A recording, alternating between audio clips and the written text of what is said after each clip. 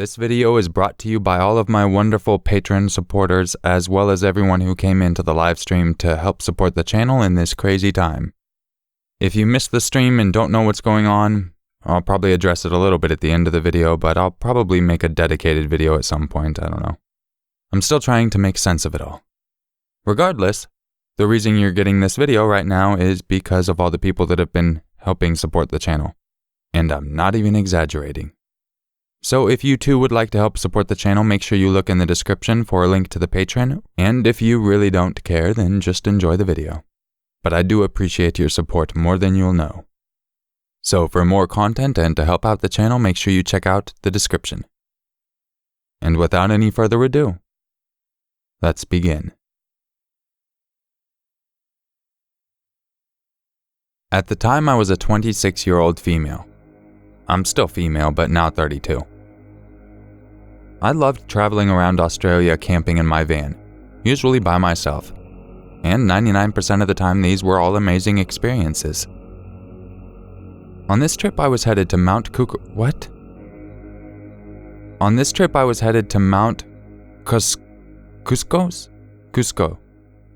Mount Kosciuszko. On this trip, I was heading from Mount Kosciuszko in southern New South Wales, north towards the Blue Mountains. But I wanted to break up the drive for a night by camping in a state park, and maybe take a shot or two at some rabbits with a longbow. I found what I thought to be a perfectly isolated state park where hunting was allowed. And since it was midweek and the weather wasn't amazing, I figured I'd have the mountains mostly to myself. I'd not taken into account the quality of the back roads to access the campsite. They were very badly maintained rock and dirt tracks that my tiny Toyota van struggled with. It took me over an hour to travel the 30 kilometers to the campsite, swearing to myself often as I rattled over yet another patch of corrugated dirt with the rear end of my van spinning out behind me. I was feeling grim and tense when I finally pulled up into the site, but I relaxed pretty quickly as the site was empty of people and I could see rabbits hopping around 200 meters away in a meadow. As soon as I pulled up beside a designated fire pit, I strung up my bow and headed after them. The little guys had obviously already been hunted a few times before though, because I couldn't get close enough for a confident shot at them. I left the rabbits to go to their rabbit lives and headed back to the van where I started a fire, poured a glass of whiskey and lit a cigarette, enjoying being out here in solitude and knowing that the closest population of people was over an hour drive away. Now I loved being to myself in the bush, but I've got this weird intuition thing that lets me know when I've landed in a safe spot or not. A couple of times in the past I've driven into a potential site, and after a while I get this pressure in my chest and stomach. When this happens, I bail, no questions asked. After sitting around my fire for a while, I did feel this pressure slightly, but after another whiskey I decided to ignore it. It was too late in the evening to tackle that road, and I was probably over the legal limit after that second whiskey. Truth be told, I was probably over the limit after my first glass. So I sat there, drinking, smoking, and watching the sun go down. The sun disappeared quickly as I was in the bowl of a small valley with looming mountains all around me, and after watching the first stars appear, I decided to call it a night. I dropped 2 pairs of shoes outside my van door. One was a small pair of sandals and the other was my massive hiking boots. I always do this when camping alone because I hope any creepers might think there's a man in the van and leave me alone. I fell asleep quickly but was woken at 12 a.m. by a gunshot. It sounded like it was on the other side of the mountain range to my left, and I largely ignored it, figuring that hunters were after deer or wild pig. I fell back asleep again pretty quickly, but did not sleep as deeply as before. I was woken again by a much louder gunshot about an hour later. This shot had definitely been fired somewhere inside my little bowl in the bush, and it was a very large caliber rifle. The echo was huge in this confined valley. I began to feel nervous. What if they were taking shots and my van happened to be in the way if they missed their target? I peeked through my curtains and saw my fire still had a few glowing embers. I hoped that the hunters might see it and know not to shoot in my direction. I had no idea shit was about to get a hell of a lot more intense. For the next hour or so, I drifted in and out of sleep, snapping awake and aware at the smallest noise. On one of these bouts of drifting out of consciousness, I heard a sound that had me sitting straight up in my bed. I hit my head on the roof of the van pretty hard, but I didn't even notice as I was concentrating on the noise that woke me. Tires. Tires rolling and grinding on the rocky dirt track leading to my campsite. Now, I'm sure there could be a few reasonable explanations for a car taking this isolated dead-end road at 3 a.m. I even tried to think of some, but I failed because I was too on edge, and just sat there in my bed straining my ears to the utmost trying to figure out what this car was doing. Suddenly, my van was filled with a shockingly bright light as the mysterious car turned into the campsite and faced towards my van. I waited for the headlights to swing away, but they didn't.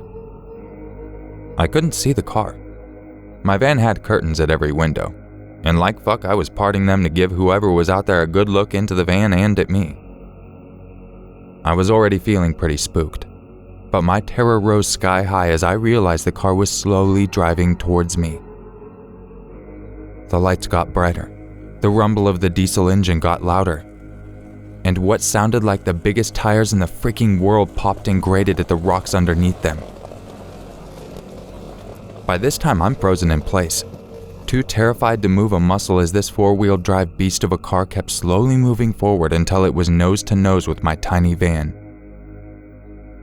The headlights were so blinding even through my curtains that I had to turn back to face the other way, with my back towards the front of the van.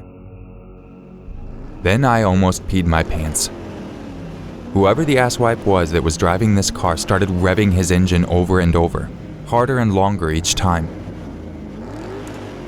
It was the most aggressive sound I have ever heard coming from a machine, and I honestly can't tell you how freaking scared I was. I didn't know how it was possible to feel more terror than I was already feeling.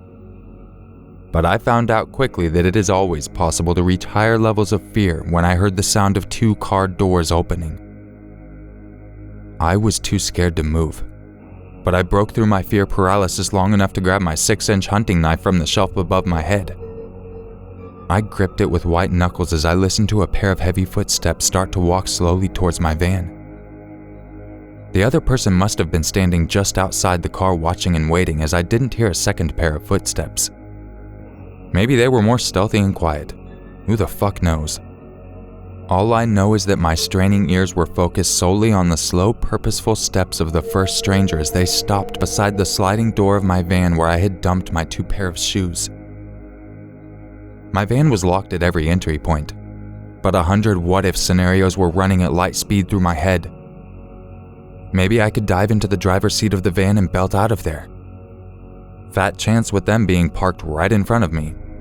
Even if I did manage to drive around them, I still had about 30 kilometers of rough bush road to navigate.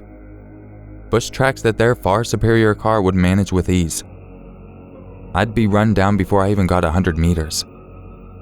I could string my bow and jump out and confront them. But then I've never been that keen on suicide, so I thought I'd give that one a miss. I didn't even have a map of the area, so running like a scared rabbit into the bush wasn't even an option. Oh, the irony. So what I did was wait, frozen in my sitting position, still white-knuckling my knife while person 1 finally moved away from my sliding door of my van back to their car. Their engine was revved again and again as if they were trying to scare me out. And I still sat there. I sat still for what felt like hours, but most likely was only minutes as I vaguely heard voices under the rumble of the engine. I couldn't make out a word, but the voices sounded male. And eventually they just got in their car and slowly rolled away. I know how anticlimactic that sounds, but I honestly really don't care a whole bunch. At the time, I was filled with relief so great I was almost high off of it, and at the same time so exhausted from the adrenaline dump that I felt like I could sleep a week with no worries. I didn't sleep though. Thoughts of them just hiding around the corner of the road waiting for me to make a break for it were running through my mind. As irrational as that sounds. I think the most confusing thing was having absolutely no idea what their intentions were. They could have just been the hunters I heard who maybe saw my fire and thought they'd come say hi, do a bit of lighthearted terrorizing. Or they could have had much darker things in their mind. Could have been locals wanting to play a prank to relieve their small town boredom. Anyone wants to shed some light, go for it. After 20 minutes of silence, I finally managed to pry my fingers off the handle of my knife one by one, using my left hand to do it. I put my knife beside me on my bed and sat staring glassy-eyed at the curtains on my rear window with my knees pulled to my chest until faint light filtered through the material, turning my interior from black to smoky gray. I peeked out at the pre-dawn day and saw no car, no other people. Just more rabbits who now I could not find the heart or motivation to hunt. I opened the sliding door and struggled outside, feeling like I was in a dream. I made a cup of the strongest coffee in the world and sipped it while staring distractedly at the footprints surrounding my van. Then I got into the driver's seat and drove an hour back to the main road. I kept expecting to see the car around each bend, but really I would have no idea if I saw it or not. I never saw anything of the vehicle or men who were terrorizing me. So that was that. I drove to the Blue Mountains and met up with some Belgium friends and ended up sticking with them for the rest of the 6-week trip.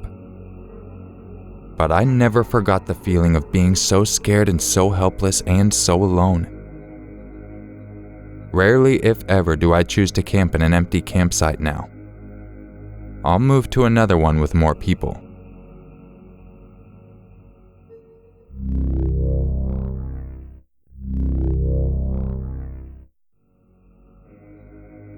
This story is from a friend of mine told to me almost 8 years ago. Missy was a wonderful woman who was always giving and kind to everyone around her, always cheerful. We had met through our interest of art and got along great. When I lived near Missy, she and I had lunches and went on art walks together twice a month. We got on the topic of travel. Missy loved and missed traveling. She had traveled so many places around the world: India, Egypt, Syria, Brazil, China. In the late 70s to mid-80s, Missy's father was some sort of salesman, and he had the opportunity to take his family along. His wife, Missy, and her 2 older sisters, Missy the youngest, between the ages 9 and 12. I always love a close encounter story. People who have stories like this have a strong sense to stay alert and protect their friends and family swiftly when the time calls for it. So I asked her, were you ever frightened as a child traveling around like that? I mean, even our own backyards can be dangerous, but when you're a foreigner, it can be 10 times scarier. Missy replies, "Oh yes, the Middle East is the first to come to mind and the most unnerving for my sister and I at the time. Don't get me wrong, the country is so beautiful and many people are generally kind and welcoming towards my family, but some places weren't so nice." I responded, "Really? What happened?" This is what Missy said as best as I can remember. "More than once, it was better for my mother, sisters, and I to have our father and a second male escort to shuttle us and walk us through the city and markets. It was also better for us to wear headscarves. Quite frequently, men would reach out and pull our scarves off our hair. As soon as we would readjust them, they would pull them away again. As children with blonde hair, pale skin, and blue eyes, we 3 were either a unique curiosity or considered prostitutes. Standing in one place was almost as dangerous. Men would walk around and touch us inappropriately, or flash their genitalias at us. Our mother literally had us tied together wrist to wrist just in case. As soon as we were getting ready for our departure by airplane, I remember a creeper who couldn't do anything but stare at me. I don't know why, but it was only me he'd been leering at. So, continuing to board our plane, the creepy guy boarded along behind my family. I tried to stay close to my sister as a mother, and unfortunately the plane was becoming full to the point I had to sit away from my family. My father and mother 2 seats behind me, my sister to the left of me and the creeper right in front of me. I was really happy the man could not stare at me anymore, and the first hour or 2 of the flight was calm and I was reading a book to fill the time. As I continued to settle in and rest my eyes, I felt it. a stroking motion on my leg. I looked down to see the man reaching behind his chair and stroking my leg.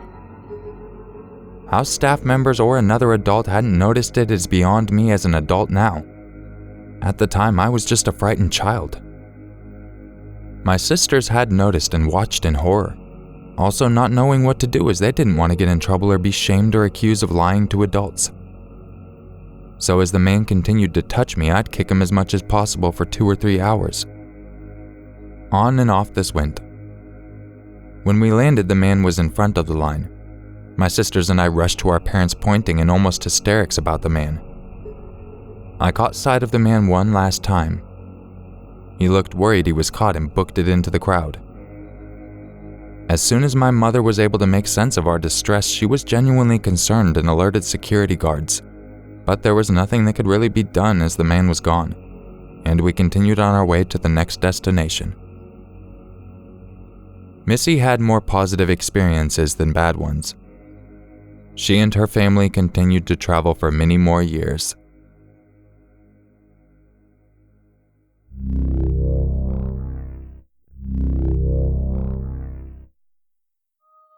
If you enjoyed this video and you want to help support the channel, I would really appreciate if you looked into becoming a patron. As I said, there's already some content up there that's new and never before heard, and I'm actually going to be writing content to go up there. And the content I write will never come out to the channel. Ever. That's going to be strictly over there. But there will still be videos here, so don't be scared. I ain't leaving you, even though YouTube wants to do this dumbass shit. Oh, a quick explanation. Essentially, like YouTube said I'm re-uploading other people's videos, or other people's content, I should say. So they completely demonetized me. I know a lot of us channels are wondering about it, and we really don't know the reasoning behind it. YouTube has literally said they cannot give me a specific reason. So honestly, this entire video you're watching right here is probably not up to their standards. Hopefully they don't start hitting other horror content creators, but I don't know. Sounds like I'm one of the biggest ones hit. And not only that, they took down my other channel too, so I don't even have a backup no more. They took that down a few days ago. They took that down the day before Thanksgiving. So yeah, big ol' happy holidays. I want to give a huge shout out to Sarah, the top dog of Patron. I really appreciate you. And I do want to thank Chills and a lot of other people that came into my stream. And of course, I gotta give a shout out to my boy Calvin Weisberg. I appreciate you, buddy. And we can't forget Abby Kimmel, Bob the Devil, Chuck Carpenter, Jackie Martin, Jessica Kennedy, Kyle Steed, and Laura Murphy, Mason Montreux, Sally Perez, of course. Thank you so much. And my man Teddy Ellis. You all really, it means so much to me. I can't even thank you enough. Enjoy your special content that's waiting for you on Patreon, since you're all patrons. Those are the people that are helping me create content for you. Okay, enough rambling. I'm not going to make up a story at the end of this until I figure everything out. I don't know what's going on with everything. My mind's in a whirl, you know what I'm saying? But, yeah, I hope you enjoyed the video. And, catch you in the next video. And just remember, it's always scarier if it's true. Bad bye.